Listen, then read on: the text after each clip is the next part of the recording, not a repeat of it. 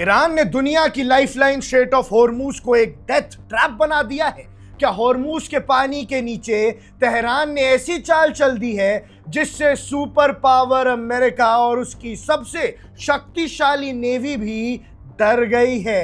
दर्शकों, आज बात उस क्राइसिस की जो ग्लोबल ऑयल मार्केट और वॉशिंगटन दोनों को हिला के बैठा है। रिपोर्ट्स के मुताबिक हॉर्मूज में ईरान ने डेडली सी माइंस डिप्लॉय की हैं और सिचुएशन इतनी घातक है कि डोनाल्ड ट्रंप जैसा अग्रेसिव लीडर भी यहां पर हर कदम फूंक फूंक कर रख रहा है और हर एक कदम केयरफुली ले रहा है।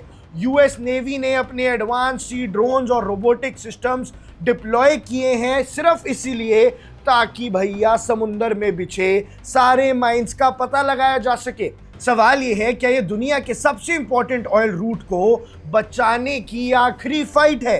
क्योंकि अगर हॉर्मूज पे जगह जगह माइंस बिछा दिए ईरान ने तो भैया आने वाले कई सालों तक इस रास्ते पर ऐसा खतरा मंडरा जाएगा जो हर एक सेलर जिंदगी भर याद रखेगा। द वॉल स्ट्रीट जर्नल की रिपोर्ट ने ग्लोबल टेंशन्स को और बढ़ा दिया है। यूएस नेवी ने अनमैन्ड अंडर वाटर व्हीकल्स यानी अंडर वाटर ड्रोन्स की फुल डिप्लॉयमेंट कर दी है और इनका एक ही मिशन है, समंदर के नीचे छुपे नेवल माइंस को डिटेक्ट करना और उन्हें न्यूट्रलाइज करना। यानी एक पूरी टुकड़ी अब यही काम में लगी है कि भैया समुंदर के नीचे माइंस तो नहीं है। ईरान ने एक स्मार्ट स्ट्रैटेजिक मूव खेला है। पहले सीजफायर का सिग्नल दिया, ऑयल प्राइसेस नीचे आए और फिर अचानक नैरेटिव बदल दिया। अब ईरान कह रहा है कि सेंट्रल शिपिंग लेन्स अनसेफ हैं और उसने कल ही कई सारी शिप्स पर हमला किया। मतलब बिल्कुल सिंपल है, शिप्स को ईरानियन कोस्टलाइन के पास से गुजरने के लिए फोर्स किया जा रहा है। कंट्रोल क्लियरली तेहरान के हाथ में शिफ्ट हो चुका है और माइंस वाली रिपोर्ट से ट्रंप हक्का बक्का रह चुका है। अब एक बार इसका स्ट्रैटेजिक एनालिसिस करते हैं। आप सोच रहे होंगे कि दुनिया की सबसे पावरफुल नेवी एक माइन से क्यों डर रही है। रियलिटी यह है दर्शकों, समंदर में बिछी एक छोटी सी माइन भी $100 मिलियन के टैंकर को सेकंड्स में डिस्ट्रॉय कर सकती है। यानी कुछ क्षणों के अंदर ही $100 मिलियन का बड़ा टैंकर भी धुआं धुआं हो सकता है।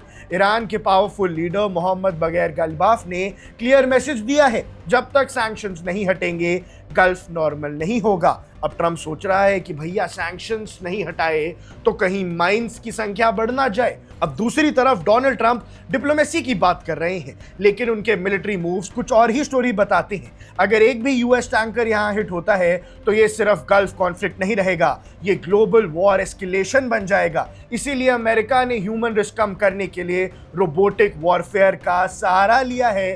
क्योंकि भैया मिडिल ईस्ट में अगर अमेरिकी सैनिक की जान जाएगी तो अमेरिका का आम इंसान ट्रंप से सवाल पूछेगा। एक्सपर्ट्स कहते हैं कि यूएस के ये सी ड्रोन्स गेम चेंजर हो सकते हैं। फॉर्मर वाइस एडमिरल केविन डोनेगन के अकॉर्डिंग ये सिस्टम्स अंडर वाटर मैपिंग करते हैं, मतलब समंदर के अंदर एक एक इंच को स्कैन करते हैं।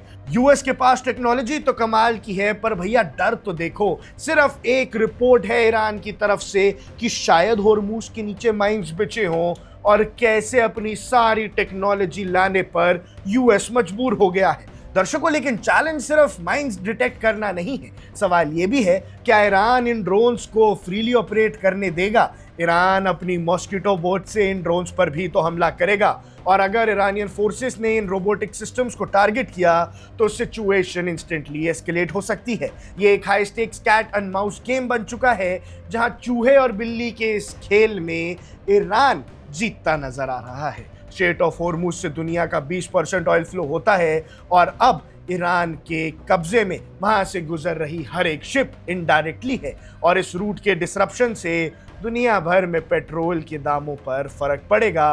ग्लोबल इकोनॉमी और आम आदमी की बजट पर भी बहुत फर्क पड़ सकता है। ट्रंप के लिए ये क्रेडिबिलिटी का इशू है और ईरान के लिए एग्जिस्टेंस का। फिलहाल समंदर ऊपर से शांत दिख रहा है, लेकिन नीचे बिछे हो सकते हैं माइंस और उन्हें तलाशते अमेरिका के ड्रोन्स। आप देख रहे हैं वन इंडिया, मैं हूं आकर्ष कौशिक।